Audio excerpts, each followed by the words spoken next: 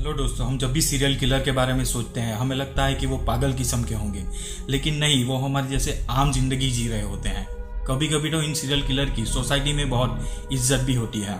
हमें पता भी नहीं चलता इनके दिमाग में क्या चल रहा है और किस तरह की सोच रखते हैं। हमें तो तब पता चलता है कि जब वो पकड़े जाते हैं। उसके बाद जब सब बातें बाहर आती हैं तभी पता चलता है।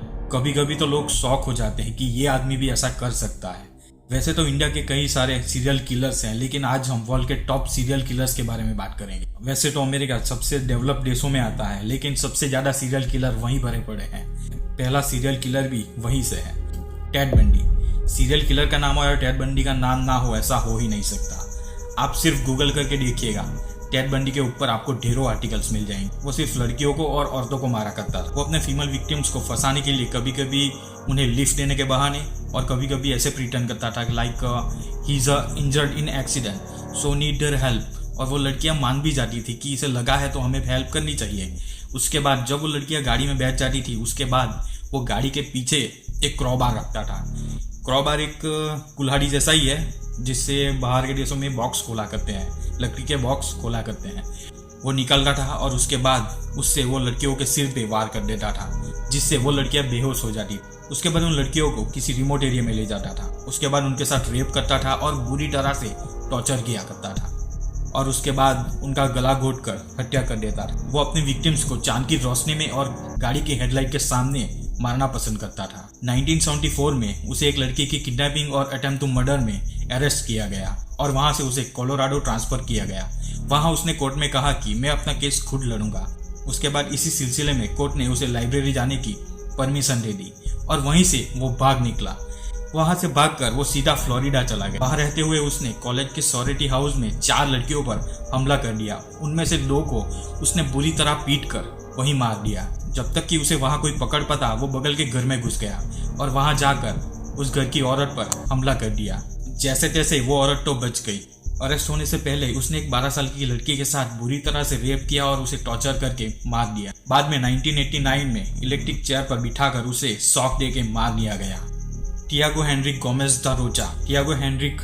दा Rochak had a rough childhood. उसे सेक्सुअली अब्यूज किया गया था bye her neighbour when he was 11, और स्कूल में भी उसे बच्चे काफी बुरी तरह से बुली किया करते थे। लेकिन इससे ये साबित नहीं होता कि कोई इससे सीरियल किलर बन जाएगा। वैसे तो सोसाइटी में कई बच्चों को बुली किया जाता है। गोमेज ने 20 साल की उम्र से पहले ही मर्डर करना शुरू कर दिया था।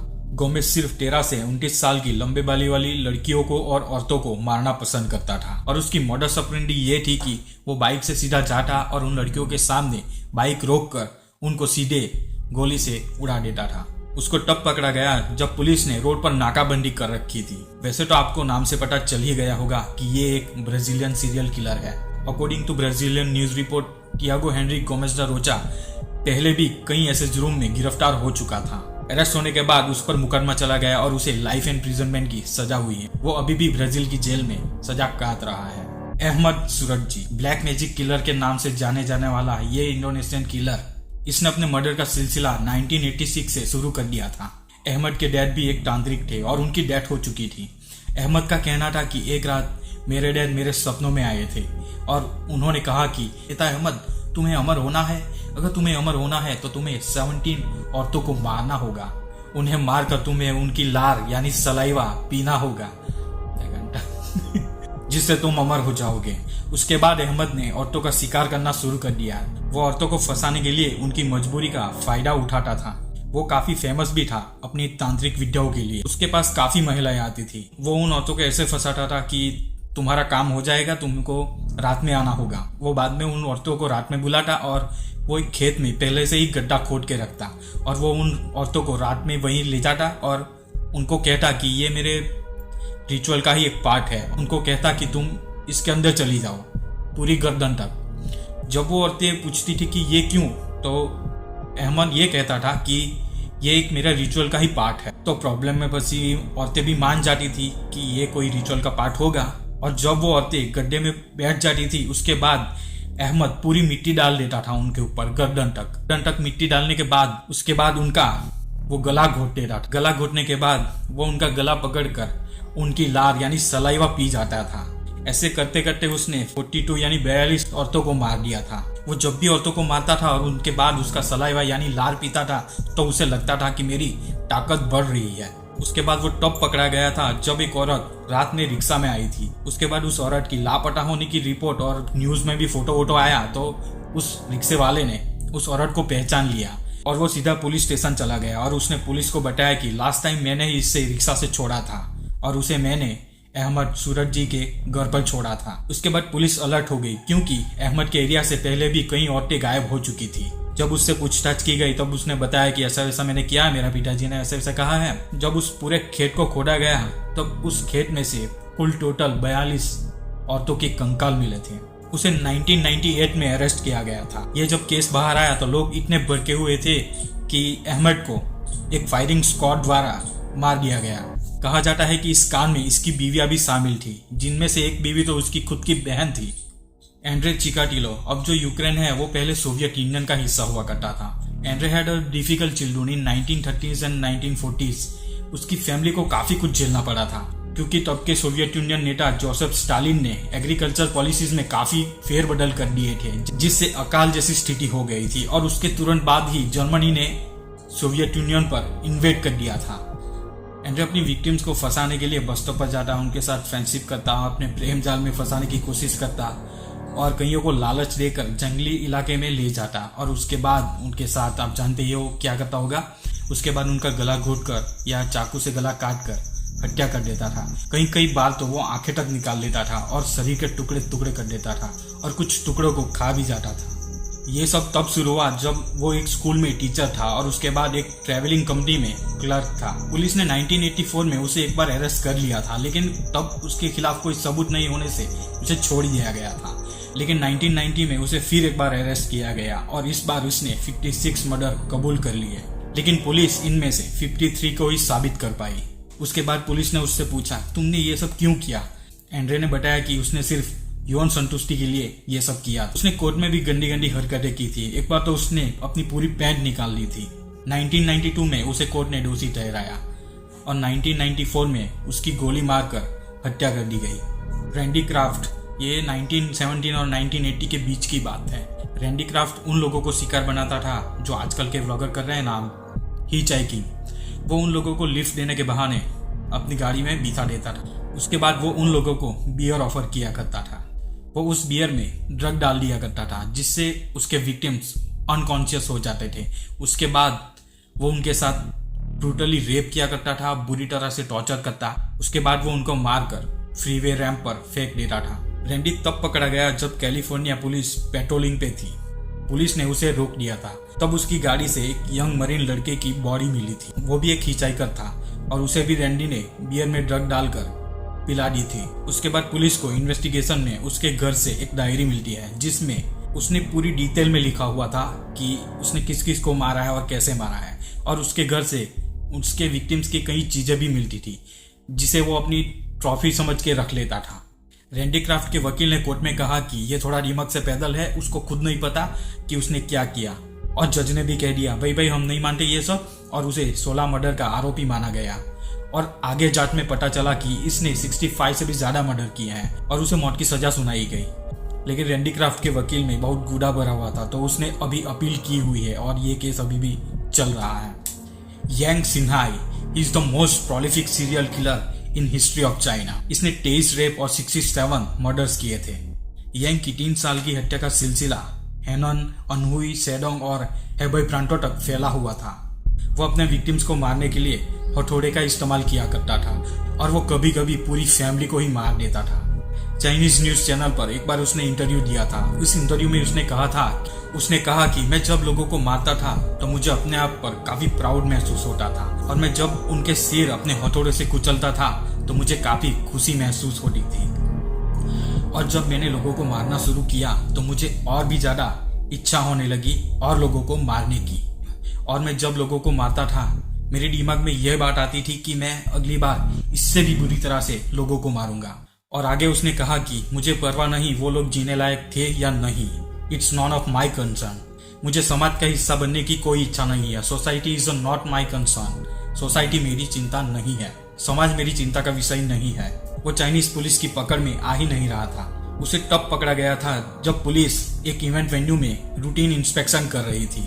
वो कैसे पकड़ा गया और उसकी पास्ट लाइफ कैसे थी, ये सब इन सीरियल किलर के बारे में पूरी डिटेल में वीडियो चाहते हो तो आप कमेंट जरूर कर दीजिएगा। मैं इन सब के ऊपर एक सेपरेट वीडियो बना दूंगा। पकड़े जाने के बाद इसने अपने सारे क्राइम्स कबूल कर लिए और एक हफ्ते बाद चाइनीज न्यूज चैनल पर अनाउंसमेंट होती है कि यांग सिन्हाई को फांसी दे दी गई है। गैरी लियोन रिजवे in 1980s and 1990s investigators struggled to capture infamous Green River killer. Gary Washington State के किंग काउंटी में प्रोस्टिट्यूट और घर से भागे हुए टीनेजर्स को अपना शिकार बनाता था। ये अपने विक्टिम्स के साथ यौन संबंध बनाते समय ही उनका गला घोट देता था और फिर उनकी बॉडी को ग्रीन रिवर के पास किसी रिमोट एरिया में फेंक देता था। पुलिस को गैरी पर पहले से ही शक था, लेकिन उसके खिलाफ कोई सबूत नहीं थे और तब के समय में डीएनए की टेक्नोलॉजी भी इतनी उन्नत नहीं थी। 2001 में मिले कुछ विक्टिम से उसका डीएनए मैच करके देखा और मैच हो गया और उसके बाद उसे कई बार आजीवन कारावास की सजा सुनाई गई। सजा सुनाने के बाद उसने जेल में कई और मर्डर्स भी कबूल किए। 2013 में एबीसी न्यूज ने एक रिपोर्ट बाहर पब्लिश की थी जिसमें 78 to 80 बॉडी मिलने का दावा किया गया था। पिछले साल ही अक्टूबर 2022 में न्यूयॉर्क टाइम्स ने बताया कि किंग काउंटी के डिटेक्टिव आज भी गैरी रिजवे के विक्टिम्स को आइडेंटिफाई कर रहे हैं। अगला सीरियल किलर हमारे पड़ोसी देश पाकिस्तान से है, जावेद इकबाल। जावेद इकबाल एक मिडिल एज मैन था। उसने पुलिस को 1990 में एक लेटर लिखा। मैंने 6 से 16 साल के 100 बच्चों के साथ यौन शोषण किया और उसके बाद उनकी बॉडी को टुकड़े टुकड़े करके एसिड में डाल के गला दिया है। ये सब उसने एक लेटर में लिख के पुलिस को भेजा। जब पुलिस इन्वेस्टिगेट करने उसके घर पहुंची, कम से कम 2 बच्चों के बॉडी के पार्ट्स उसके घर पे मिले थे और कई सारे बच्चों के कपड़े और जूते भी वहां मिले थे। पहले तो पुलिस को ये सब झूठ लगा था। पूरे 1 महीने तक उसकी तलाश चलती रही। एक दिन उसे पाकिस्तानी न्यूज़पेपर के ऑफिस से गिरफ्तार कर लिया। वो डर गया था कि पुलिस मुझे अरेस्ट नहीं करेगी, सीधा मार ही देगी, इसीलिए वो न्यूज़पेपर के ऑफिस पहुंच गया और वहां अपना कबूलनामा लिखवाया, जिससे पुलिस इसका डायरेक्ट एनकाउंटर नहीं कर सकती थी और पुलिस वहां से उसे अरेस्ट करके ले जाती है और बाद में पूछताछ करती है। जब पुलिस ने उससे पूछा कि तुमने ये सब क्यों किया, क्यों तूने 100 बच्चों को मार दिया, तब जावेद ने कहा कि जब मुझे पहले अरेस्ट किया गया था तब मुझे पुलिस ने बहुत टॉर्चर किया था और मेरे साथ बहुत बुरा व्यवहार किया था। जावेद ने न्यूज़पेपर के ऑफिस में 32 पन्नों का कबूलनामा दिया हुआ था जिसमें लिखा था कि कौन सा बच्चा कहाँ से उठाया गया है और उसे कैसे मारा गया है। ये सब उस कबूलनामे लिखा हुआ था। लेकिन बाद में जावेद अपना कबूलनामा बदल देता है। उसका कहना था कि घर से भागे हुए बच्चों पर किसी का ध्यान नहीं और सरकार भी कुछ नहीं कर रही, इसीलिए मैंने ये सब किया, उसका ये कहना था। लेकिन जज ने उसकी एक ना सुनी और दिमाग हिला देने वाली सजा सुना दी। उसकी सजा ये थी कि उसका भी 100 बार गला घोटा जाए और उसके शरीर के 100 टुकड़े कर दिए जाए और उसके शरीर के टुकड़े को भी एसिड में गला दिया जाए, जो वो उन बच्चों के साथ किया करता था। वो उन बच्चों को मारता और उनके शरीर के टुकड़े किया करता और उनकी बॉडी को गलाने के लिए वो बड़े बड़े एसिड के ड्रम रखता था और उनकी बॉडी को उसमें डालकर गला देता था। लेकिन कई देशों ने इस सजा पर ऑब्जेक्शन उठाए, लेकिन उसे ये सजा देते उससे पहले ही वो जेल की कोठरी में लटका हुआ मिला।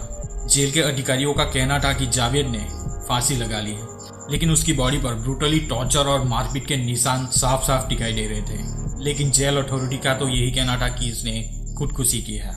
Louis Garavito, Cambodian serial killer Luis Garavito, जिसे द बीस्ट भी कहा जाता है, उसे भेष बदलना पसंद था। वो कभी कभी भिखारी और विकलांग व्यक्ति के रूप में घूमा करता था और कभी मॉन्क बन जाता और कभी चैरिटेबल फाउंडेशन का अधिकारी बनके घूमा करता था, जिससे वो बच्चों के करीब आ सके। जब वो बच्चे उसके करीब आ जाते तो वो उनसे कहता कि चलो मेरे साथ सैर पे चलो। उसके बाद उन बच्चों को किसी सुनसान जगह पर ले जाता और उनके साथ रेप करता। उसके बाद उनका गला काट कर हत्या कर देता था। पुलिस ने पहली बार 1996 में एक बच्चे के मर्डर के आरोप में उसका अरेस्ट वारंट जारी किया था, लेकिन वो वहां से भागने में सफल रहा। इसी तरह वो कई सालों तक बचता रहा, जब तक कि पुलिस ने एक पेड्रो पेचुंगा नाम के व्यक्ति को रेप के इल्जाम में गिरफ्तार नहीं किया। जब पुलिस ने ग्रेविटो की फोटो उसके साथ मैच करके देखी तो वो मैच हो गई, जिससे साफ हो गया था कि यही लुइस ग्रेविटो है। उसके बाद जो उसने पुलिस वालों को बताया कि उसने इन 5 सालों में 140 से भी ज्यादा बच्चों को मौत के घाट उतार दिया है, तो पुलिस वालों के होश उड़ गए। अब सोच के देखिए, 140 बच्चों को मारने के बाद भी उसे सिर्फ 40 साल की सजा सुनाई गई। जब उसे 40 साल की सजा सुनाई गई तब उसने जेल में और 50 मर्डर कबूल किए थे। 2011 में एक कंबोडियाई न्यूज रिपोर्टर ने उससे पूछा कि तुमने इतने सारे लोगों को क्यों मारा। तब लुइस ने कहा, जब मैं लोगों को मारता था मुझे अंदर से खुशी महसूस होती थी। कई एक्सपर्ट का कहना है कि उसने 300 से भी ज्यादा लोगों को मारा है। Pedro Alonso Lopez, the monster of Andes, just might be world most prolific serial killer. Lopez एक कंबोडियाई प्रोस्टिट्यूट का बेटा था जिसने 8 साल की उम्र में उसे सड़कों पे फेंक दिया था। उसके बाद उसे वहां से एक आदमी ले गया था जो लोपेज के साथ रिपीटेडली सेक्सुअली असॉल्ट किया करता था। तब से लोपेज ने कसम खाई थी कि जो उसके साथ हुआ है वो भी लड़कियों के साथ ऐसा ही सुलूक करेगा। इन दी 1970s ही टर्नेड इनटू इंटरनेशनल प्रेडिएटर। वो 1970 के बाद इंटरनेशनल शिकारी बन गया था। वो कमजोर लड़कियों की तलाश में कंबोडिया, इक्वाडोर और पेरू में घूमा करता था। 1980s में मिडल इक्वाडोर के एक पहाड़ी टाउन में और तभी मिडल इक्वाडोर के अम्बाटा टाउन में नदी ओवरफ्लो हो चुकी थी, जिससे टाउन में भी पानी आना शुरू हो गया था, जिसकी वजह से लोपेज ने जो बॉडी अपने घर के पीछे दफनाई हुई थी वो भी बाहर निकल आती है, जो उसके आस पड़ोस के लोग देख लेते हैं। उसके बाद लोपेज को स्ट्रीट वेंडर और उसके पड़ोसी द्वारा घेर लिया जाता है और उसके बाद उसे पकड़ लिया जाता है और उसने एक स्ट्रीट वेंडर की बेटी को भी किडनैप करने की कोशिश की थी। उसके अरेस्ट होने के बाद उससे पुलिस पूछताछ शुरू करती है और वो सीधे सीधे अपना गुनाह कबूल कर लेता है और बताने लगता है कि उसने अपने विक्टिम्स की बॉडी कहाँ कहाँ दफना रखी है और वो पुलिस को वहाँ ले गया जहाँ उसने अपने विक्टिम्स की बॉडी को दफना रखा था। पुलिस को टोटल 57 बॉडी यानी कंकाल मिले थे, लेकिन मरने वाले की संख्या इससे भी ज्यादा थी। जेल में रहते हुए लोपेज ने 307 लड़कियों की हत्या करने की बात स्वीकार की थी, लेकिन इनमें से 57 मर्डर्स के आरोप में उसे दोषी ठहराया गया। लेकिन इक्वाडोर के कानून के कारण उसे सिर्फ 16 साल की सजा सुनाई गई, जिससे पब्लिक में काफी ड्रेस बढ़ गया था। लेकिन कानून तो कानून है, क्या कर सकते हैं। लेकिन इसने सिर्फ 14 साल ही जेल में बिताए और उसको वहां से सीधा कंबोडिया डिपोर्ट कर दिया गया। कंबोडियाई गवर्नमेंट ने भी उस पर कई सारे मुकदमे चलाए, लेकिन उसे पागल घोषित कर दिया गया। आज की तारीख में वो कहाँ है और कहाँ गया किसी को कुछ नहीं पता। दोस्तों, ये वीडियो कैसी लगी? अगर अच्छी लगी हो तो हमारे चैनल को सब्सक्राइब और वीडियो को लाइक एंड शेयर कर दीजिएगा।